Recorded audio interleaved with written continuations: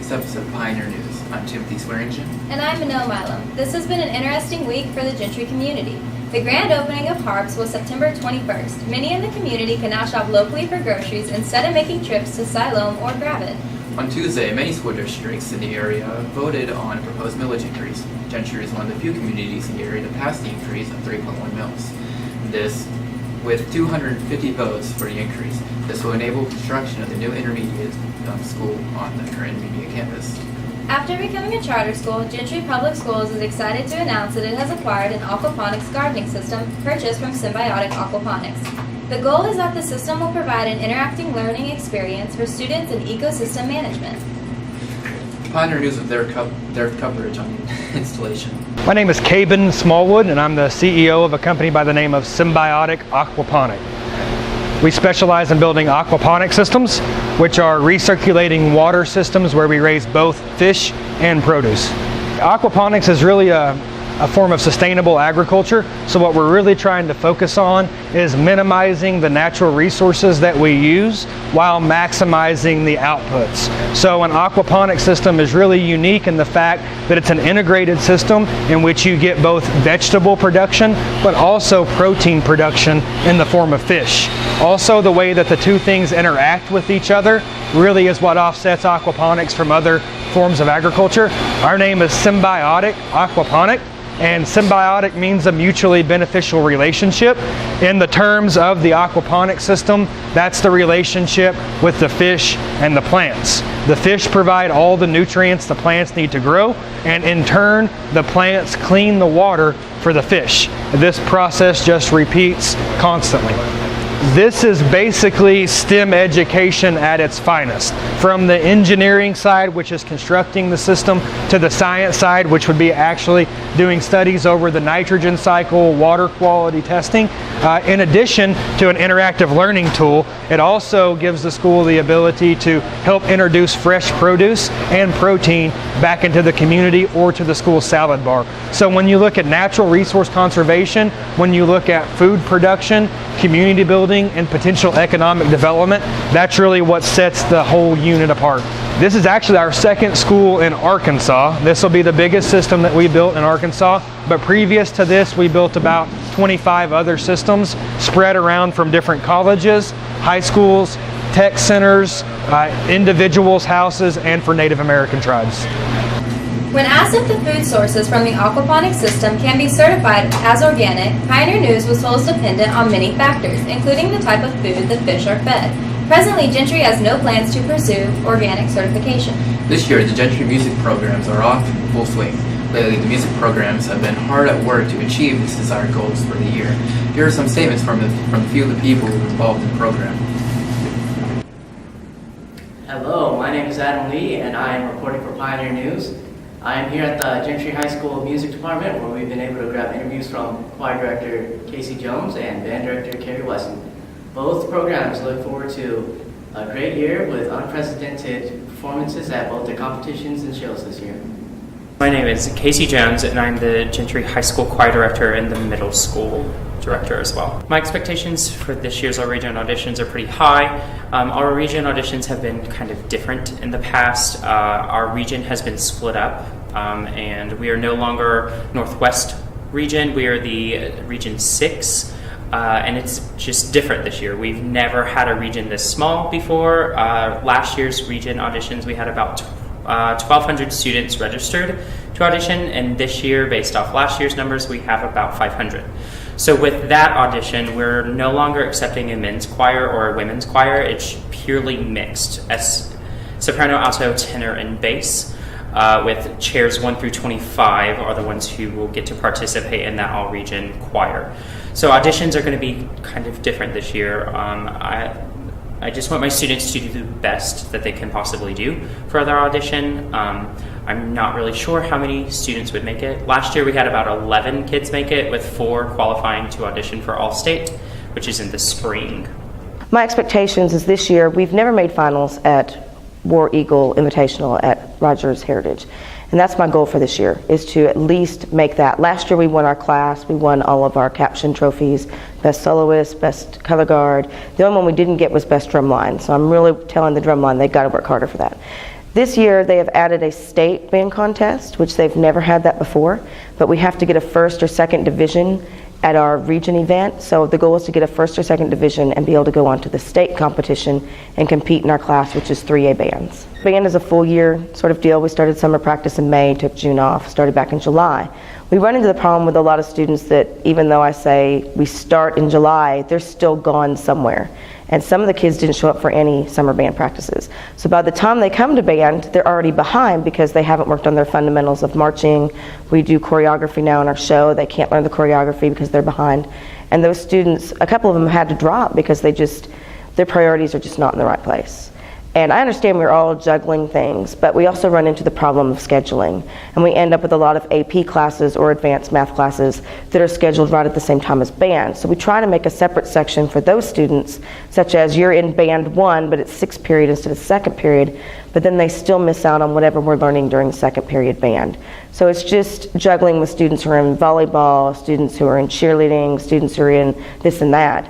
It does cause a lot of trouble getting everybody on the same page. And when they're not in class, they're missing handouts, they're missing schedules. A lot of them lose their calendar. I can't tell you how many copies I make of a calendar, but those are the struggles we run into. Well, we've added choreography. That's a new thing. That's the up and coming thing in marching band. A lot of time people just see a college marching band. And you're talking about kids who can be up to 22, 23, or those lifetime college kids of 30 years old. High school, a little bit different. We're not as Big 12 marching band style. It's very drum corps style. And it's all going to being art, a big show of just an art show. And a lot of people think just entertainment instead of, no, this is an artistic expression, such as this year's theme of Things That Go Bump in the Night. It's a compilation of some movie songs of scary movies, but we also add in the element of one part of the choreography is to imitate snow falling, and that's from Ice Dance from Edward Scissorhands. So it's a very artistic show. If someone is very arts-minded, they will pick up on these cues in our show. The band's first competition will be in 2 weeks, while the choir will have their first performance at around Christmas time. Thanks. Back to you fellows in the studio. Thank you, Adam. The Carpenter's Mortuary Spookhouse has been a common attraction to the Gentry community over the past couple of years. The mortuary has undergone a couple big expansions. This has increased the popularity and amount of customers attending every year. In a recent interview with Mortuary Studios, the company that owns Carpenter's Mortuary Spookhouse, Charlie Bookout and Kevin Stell discussed the mortuary's history and expectations for the coming season. So in 1990, Kevin and myself and several other friends that graduated high school shortly before then needed a place for our band to practice, and so the space that's in the back portion of our entire building was available for rent, and so we moved all the junk that was out of it and started rehearsing songs and recording and just having our band be in here. It is actually an old mortuary that was built in 1929.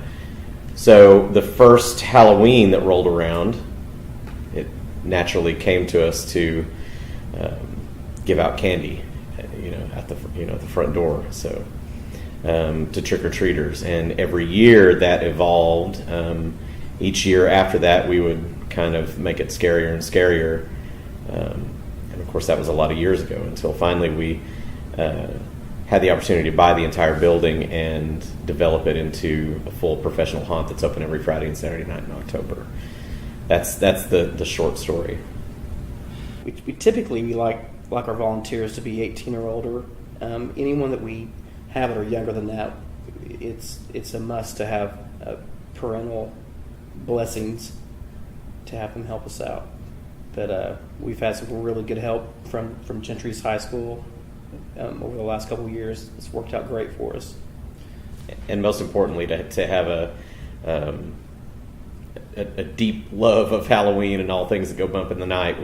Our motto that we developed a couple of years ago was inspiration for our volunteer actors is to dig deep and find your inner creep. So the people that can do that tend to fare well as volunteers here. So Kevin and I have learned a lot about set design, animatronics, lighting, you name it. And really it's all self-taught. Yeah, really it is. A lot of trial by fire, learn as you go kind of things. Really, we put ourselves in the midst of it, and we'll mess up 3 times and get it right once, and we have it.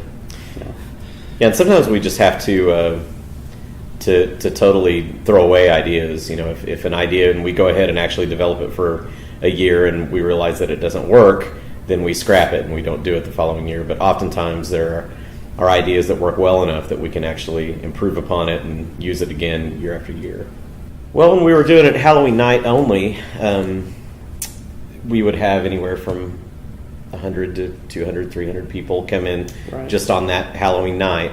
Now that this is our third year of doing it every Friday and Saturday night, including Halloween, last year we had a 50% increase over the year before. So we started with 1,000 people in 2014, and it's just kind of grown from there. So the first thing they would need to do is go to our website. It's www.mortuarystudios.com. We don't have a separate website for the haunted house because we like to funnel all of our online traffic to other interests of the mortuary, because it is first and foremost kind of an art space, you know, where we do music and film and all sorts of other things as well. So that website, www.mortuarystudios.com, actually has a volunteer form. So that's really the best way, is to go to that website, fill out the volunteer form, and then we can reach out. The mortuary plans to open September 30th and encourages everyone to go check it out. Admission is $13 with multiple deals. For more information, go to mortuarystudios.com. Now let's kick it over to Derek with the ongoing Gentry Sports.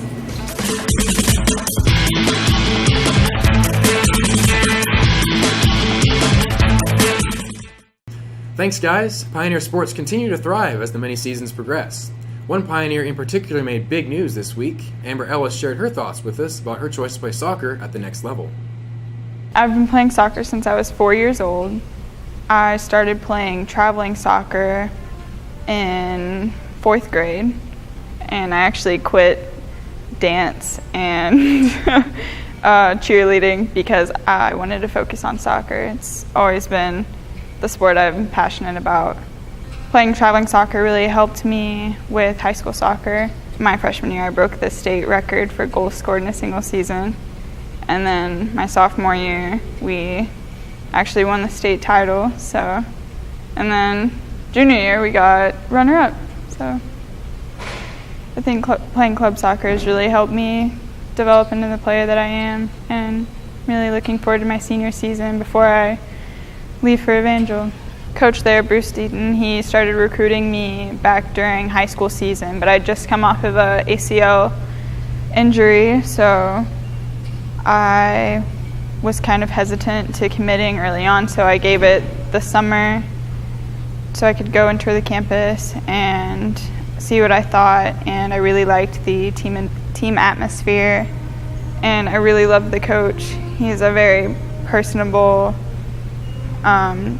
Christian guy that really cares about his players, and just the school environment seemed really awesome, and I loved that it was like far away but not too far away. Evangel University actually just built a brand new soccer facility, or a brand new field, and it's a brand new program, but it has a lot of potential here within the next few years. Amber also said she's looking forward to her final season here at Gentry. Her and her team look to return to the 4A state finals for a third year in a row. And Pioneer Volleyball is fighting through its season. The Senior High Lady Pioneers played especially close matches versus Elkins and Lincoln, splitting sets evenly with the Wolves and coming up just one set short of the Elks. Junior High has only played 2 matches thus far and looks to continue building as the season goes on. Senior Audra Weathers says she's especially optimistic about the growth of teamwork she's seen so far. And it is crunch time for Pioneer Golf. Senior Manoa Milam and Junior Lindsay Sykes will travel to Maumelle on Monday to play in the 4A Arkansas Girls State Tournament. We all wish them congratulations and good luck as they hunt for a Pioneer title. And Pioneer football is still growing strong. The Senior Pioneers improved to 2-1 with the home win last week over Greenland and took on the Pea Ridge Blackhawks Friday night after a spirited week of festivities.